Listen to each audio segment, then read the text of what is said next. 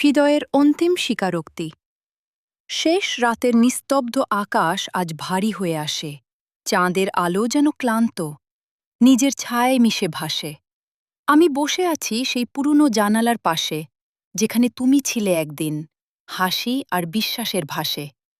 আজ আর কেউ নেই, শুধু আমি আর এই শূন্যতা, ভেতরে ভেতরে জমে থাকা অব্যক্ত সব ব্যথা। যে কথা বলিনি কখনো, আজ তারা ভিড় করে আসে। হৃদয়ের দেয়ালে দেয়ালে নীরব কান্না ভাসে। তুমি কি জানো, তোমাকে হারানোর পর থেকে প্রতিটি সকালও যেন প্রশ্ন হয়ে দাঁড়ায় রোদের রেখেতে। ঘড়ির কাঁটা শুধু চলে, সময় আর থামে না, কিন্তু আমার ভেতরের সময় আজও এগোয় না।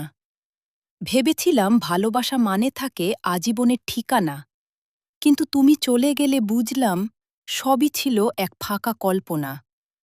যে হাত একদিন আঁকড়ে ধরেছিল স্বপ্নের আকাশ, সে হাতই আজ ছেড়ে দিয়ে গেল সমস্ত বিশ্বাস।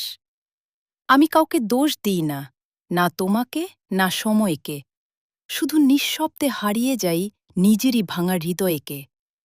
ভালোবাসা যদি সত্যিই থেকে থাকে কোনো আকাশের ওপারে, তবে কেন তা কাঁদায় এত নিঃশব্দ অন্ধকারে? আজ আমি স্বীকার করি, আমি দুর্বল ছিলাম খুব, তোমাকে আঁকড়ে ধরে বাঁচতে চেয়েছিলাম, ভুল ছিল সেই রূপ। তুমি ছিলে আমার জীবনের সবচেয়ে সুন্দর ভুল, যার জন্য আজও হৃদয়ে জ্বলে নিঃশব্দ অনুকূল। এই আমার শেষ স্বীকারোক্তি, আর কিছু বলার নেই, শুধু তোমার নামটুকু এখনো হৃদয়ে রয়ে গেছে তাই। যদি কোনোদিন মনে পড়ে এই ভাঙা মানুষের কথা, জেনে নিও, ভালোবাসা কখনো মুড়ে না, শুধু বদলায় ব্যথা। আমি থাকব কোথাও না কোথাও, তোমারই স্মৃতির ভিড়ে, নীরব হয়ে, অদৃশ্য হয়ে, হারিয়ে যাব ধীরে ধীরে। তবু শেষ কথাটা আজও উচ্চারণ করি ভাঙা স্বরে, ভালো থেকো তুমি, আমি থাকি আমারই অন্তরে।